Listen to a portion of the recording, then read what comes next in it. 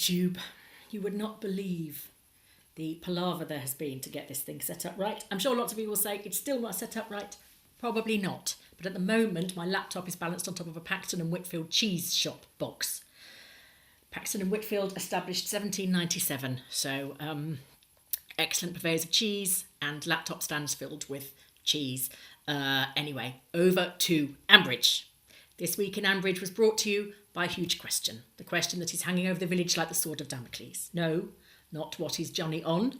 Not how will Yakult react to the news that he may be having a mini yoplait. It is, which one of the cast was asked to play Costanza the Llama in the opening scene? My money is on Susie Riddell, who plays Tracy Horrobin, as the llama sounded distinctly Tracy-ish. It could possibly have been Neil Carter, as he frequently makes llama noises, particularly after chili, but my money is still on Tracy. What it didn't sound like was a llama. 3 years at drama school and you end up playing an invisible llama, eh? What a life. Anyway, as well as llama drama, we heard Lindy Bottom and Robert negotiating some magic time. Let's take the blackbird's example, whispered Linda coyly to Robert. You go and sit up that tree and I'll crap on the car. Spearmint has died. Did anyone tell us? No. However, that does explain how the bull managed to provide rump steak so competitively for their Valentine's Day meal. Tracy Horrobin's had a hoof in it, but Ronan was fine, as he'd picked the braised peacock.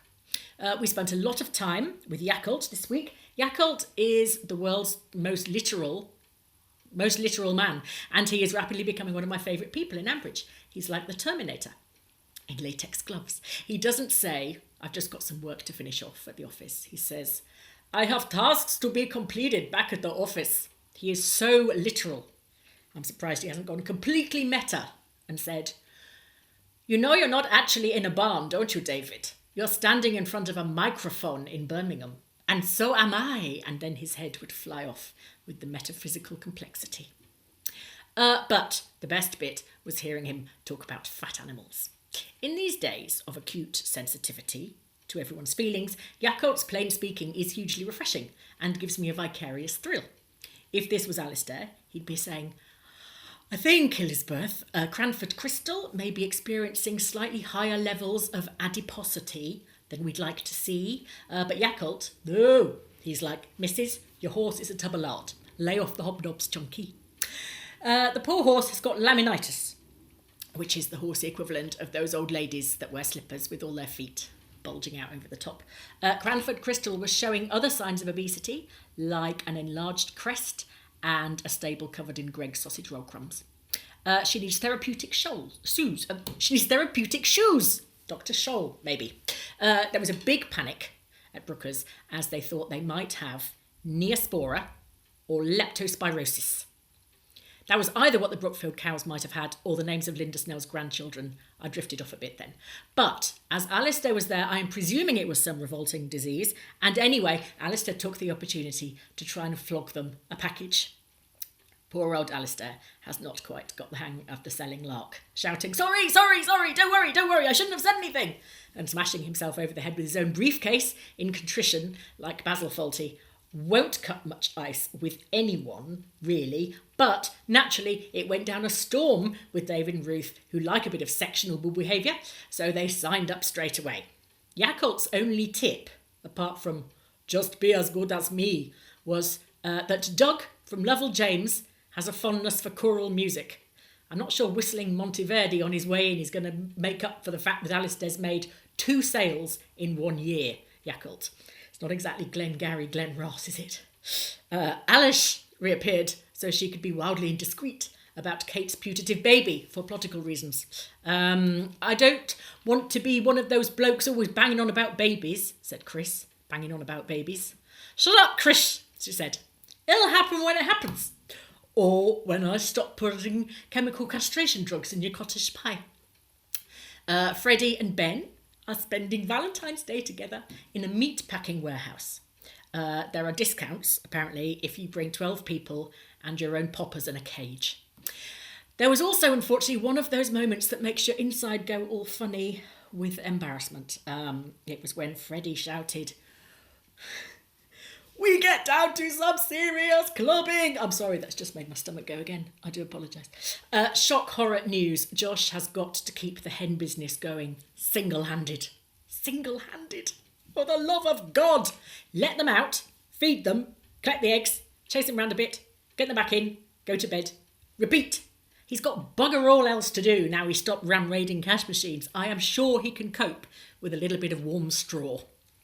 And in other news, Neil Carter irons his underpants. Of all the characters in The Archers to iron their underpants, Neil would be the very one. And he would be most unwilling to talk about it and would just go when asked about it and would absolutely do them himself, partly because I bet you any money he likes putting them on when they're still warm from the iron. I bet it gives him a little secret smile that cheers him up every morning. I love Neil. Worryingly, Emma Grundy and Gavin are getting on well. My God, if this works out, can you imagine the scale of the wedding? I want a 20-foot cake, Gavin, and when you cut into it, I want birds of paradise to fly out of it and one of them has to land on my finger with a ring with a diamond so big I won't be able to wear it without giving myself a hernia. Right, oh love, I'll just ask my dad. There was a topical insert too. Now, it was done so subtly, I'm sure you won't even have noticed it. So what was it? Well, never let it be said The Archers is predictable. I mean, has Brexit had a mention? Barely. Coronavirus? Not a sausage. Nationwide weather crisis last year? Not a yip out of them. New 50p piece? All over it like a rash. And of course, we had Valentine's Day japes at the Bull. Jolene described her ideal man, which appeared to be Terry Wogan on a Honda. Tracy told Emma about the 3 Fs, which according to Tracy were fit, fun and financially solvent. In reality, in Ambridge, they are farmer, fuckwit and family. And in many cases, all 3 at once. Over at the stables, Freddie did bits with Auntie Shula. Only people who watch Love Island will get that, so that will be no one. Shula chatted away to Freddie about Johnny and his self-image. It's funny the way people see themselves, she said. I mean, I think of myself as a petite size 8, but according to Yakult, I'm a right heifer and a half. Ben had a chat with Hootie in the orchard and declared his intention of not going away to university. Even Hootie, who starts hyperventilating if one of her children goes to Penny Hassett, said, "You don't want to go to Felpersham, surely? Ben, go.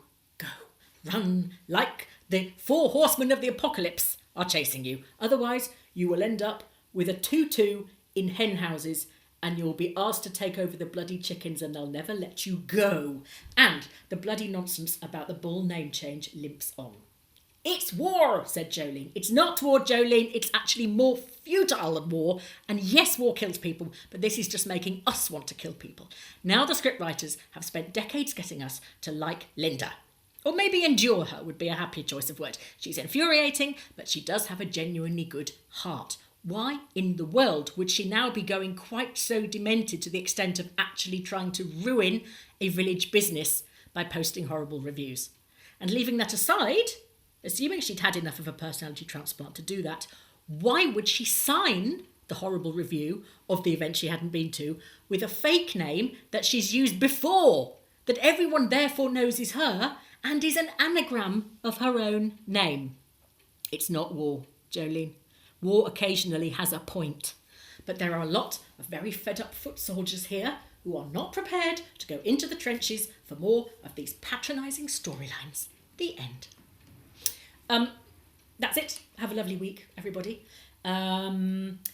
We got storm-tossed by Kira last week. And tonight we're expecting a blow from Dennis. So there we go. Me and Basil are battening down the hatches again. So if we're not too storm-tossed, we will see you next week. Bye.